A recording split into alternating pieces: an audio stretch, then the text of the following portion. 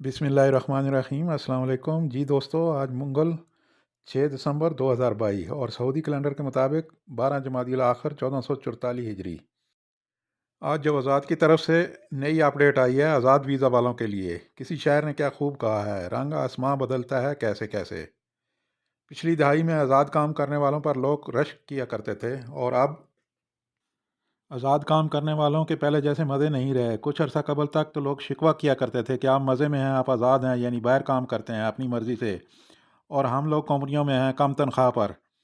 कंपनियों से लोग भागने के बारे में सोचा करते थे, लेकिन वक्त के साथ साथ अब सब कुछ बरअक्स होता जा रहा है। अब कफीलों की मंथलियाँ, टैक्स, अकामे के पैसे मिला जुला कर एक साल का 20,000 रियाल तक जा पहुँचा है, बाकी अखराजात अलहदा।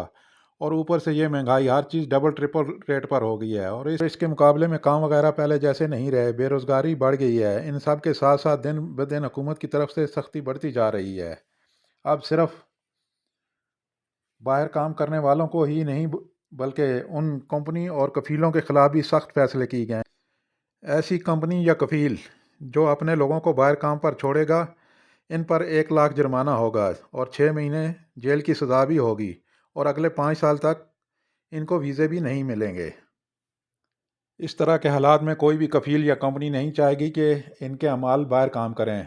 जैसा कि पिछले दिनों में शाइख खास के साथ हुआ, ज़रा सी सऊदियों के ऊपर सख्ती की गई तो उन्होंने जो अपने अमालों के साथ किया है वो आप सबके सामने आया है। कफीलों ने अमालों को घर से बाहर निकलने से मना कर दिया। कुछ ने कहा कि फटाफट नकल कफाला ले लो, और कुछ ने तो इंतहाई कर दी, खरूज नहाई लगा दिया बगैर बताए। मेरा खुद चंद लोगों के साथ आमना सामना हुआ जिनको आए हुए अभी सिर्फ चंद माह ही हुए थे, शाइख खास और अमल मंजली के वीज़े पर। इनके कफीलों ने इनको बताए बगैर इनके खरूज लगा दिए। तो भाई, जब भी जिन इलाकों में चेकिंग हो रही हो तो एहतियात करें, क्योंकि पकड़े जाने की सूरत में आपको तिरहेल के ज़रिए मुल्क भेजा जाता है और सारी उम्र के लिए ब्लैक लिस्ट कर दिया जाता है, और आप दोबारा कभी भी सऊदी अरब नहीं आ सकते किसी भी वीज़े पर, हत्ता के उम्रे पर भी। दूसरी खबर बहुत अहम है, इन लोगों के लिए जानना बहुत ज़रूरी है जो लोग नज़ाफ़े वगैरह का काम करते हैं, टैंकों की सफाई वगैरह। दिफा मदनी की तरफ से इन लोगों को भी ताकीद की गई है, टैंक वगैरह या कुएँ वगैरह में उतरने से पहले तमाम एहतियाती तदबीर पर अमल किया जाए, वरना वो नुकसान हो सकता है जिसका अजाला नामुमकिन है, जैसा कि एक अफसोसनाक वाक़या आज सऊदी ख़ानदान के साथ पेश आया।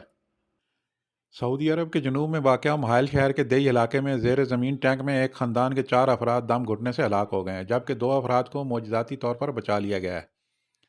सबक वेबसाइट के मुताबिक हलाक होने वालों में 2 भाई समेत इनके 2 बेटे शामिल हैं। तफसीलात से आगाह करते हुए सऊदी नौजवान अब्दुल्ला हसन हादी असीरी ने कहा है कि इनका गांव अल खतारिश महाल के करीब वाक़या है।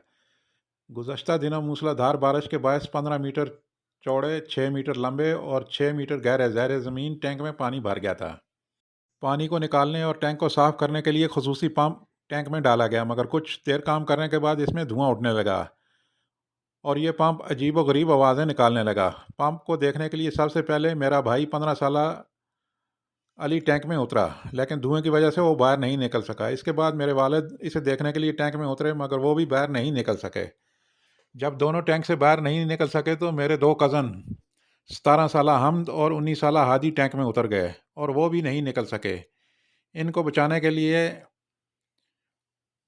मेरे चचा 70 साला अली टैंक में उतर गए और वो भी बाहर नहीं निकल सके।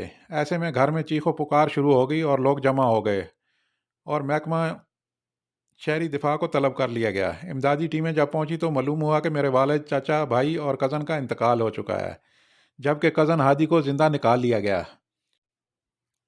उन्होंने कहा है कि मालूम हुआ है कि पंप जल जाने की वजह से धुआं भर गया था, जो कि जहरीला था, जबकि ऑक्सीजन बिल्कुल नहीं थी, जिसके बायस टैंक में उतर जाने वाले एक के बाद एक हलाक होते गए। लास्ट में ख़बर शामिल करते हैं जी आज के रियाल रेट की, और देखते हैं कौन सा बैंक किस मुल्क के लिए कितना रेट दे रहा है।